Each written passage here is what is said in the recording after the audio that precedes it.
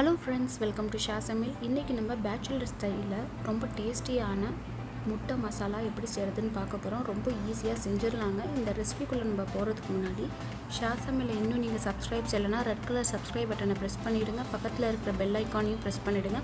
உடனுக்குடன் நீங்கள் எல்லா அப்டேட்ஸும் உங்களுக்கு வந்துடும். இந்த வீடியோ பிடிச்சிருந்துச்சுன்னா லைக் கொடுத்துருங்க. எக் மசாலா செய்கிறதுக்கு நான் 5 முட்டை எடுத்திருக்கேங்க. 5 முட்டை எடுத்து லைட்டாக சைட்லலாம் கட் பண்ணிக்கோங்க. அப்போ தான் அந்த மசாலாலாம் அந்த முட்டைக்குள்ளே போடுறதுக்கு ரொம்ப டேஸ்ட்டாகவும் இருக்கும். நான் ஃபோக்கை வச்சு இப்படி குத்தியிருக்கேன். நீங்கள் லைட்டாக கட் பண்ணிக்கோங்க. இப்போ ஒரு பேனில் நீங்கள் நான்ஸ்டிக் பேன் எடுத்துக்கலாம், இல்லைன்னா இரும்பு கடாய் கூட எடுத்துக்கலாம். அது ஸ்டவ்வை மிதமான சூட்டில் வச்சுட்டு நான் 3 டேபிள் ஸ்பூன் அளவு தேங்காய் எண்ணெய் எடுத்திருக்கேங்க. அதில் 1 டீஸ்பூன் அளவு மிளகுத்தூள், அரை டீஸ்பூன் அளவு மஞ்சத்தூள்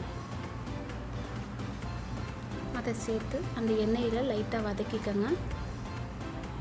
இப்போ ஸ்டவ்வை லோ ஃப்ளேமில் ஆக்கிக்கோங்க. ஏன்னா சீக்கிரம் இந்த மசாலா எல்லாமே தீஞ்சிடும், அதனால தான் நான் சொல்கிறேன். இப்போ நம்ம கட் பண்ணி வச்சுருந்தோம் இல்லையா, அந்த முட்டையை இதில் சேர்த்து நல்லா ஃப்ரை பண்ணிக்கிறோங்க. இந்த முட்டை எல்லாமே லைட் கோல்டன் கலர் அப்படி ஆகிற வரைக்கும் நம்ம ஃப்ரை பண்ணிக்கிறோம். இந்த வீடியோ உங்களுக்கு பிடிச்சிருந்துச்சுன்னா லைக் கொடுத்துருங்க. உங்கள் ஃப்ரெண்ட்ஸ் அண்ட் ஃபேமிலி கூட ஷேர் பண்ணிடுங்க. பாருங்கள், நம்மளோட முட்டைலாம் நல்லா ரோஸ்ட் ஆகிடுச்சு. எக் ஃப்ரை பண்ண எண்ணெயிலேயே ஒரு பிரிஞ்ச் இலை சேர்த்துருக்கேங்க. பிரிஞ்ச் இலை சேர்த்துட்டு 1 டீஸ்பூன் அளவு ஜீரகமாக சேர்த்துருக்கேன். இது நல்லா பொரிஞ்சு வந்ததுக்கப்புறம் ஒரு பெரிய வெங்காயமாக சின்ன சின்ன பீஸாக கட் பண்ணியிருக்கேன். அதையும் சேர்த்து நல்லா வதக்கிக்கலாம். பாருங்கள், நல்லா வெங்காயம்லாம் வதங்கி நல்லா ப்ரௌன் கலரில் ஆயிடுச்சு. இப்போ 1 டேபிள் ஸ்பூன் அளவு இஞ்சி பூண்டு விழுது சேர்த்துருக்கேங்க. அது பச்சை வாசம் போகிற வரைக்கும் நம்ம நல்லா வதக்கிக்கலாம்.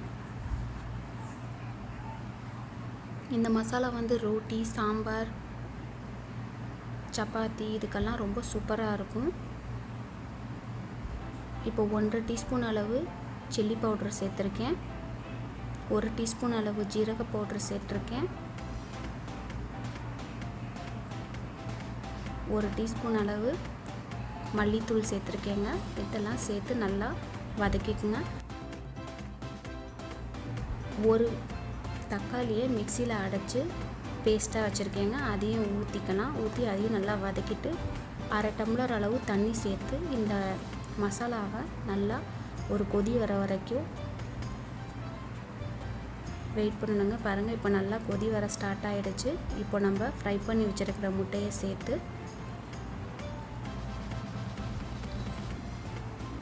நல்லா மிக்ஸ் பண்ணிக்கணும்.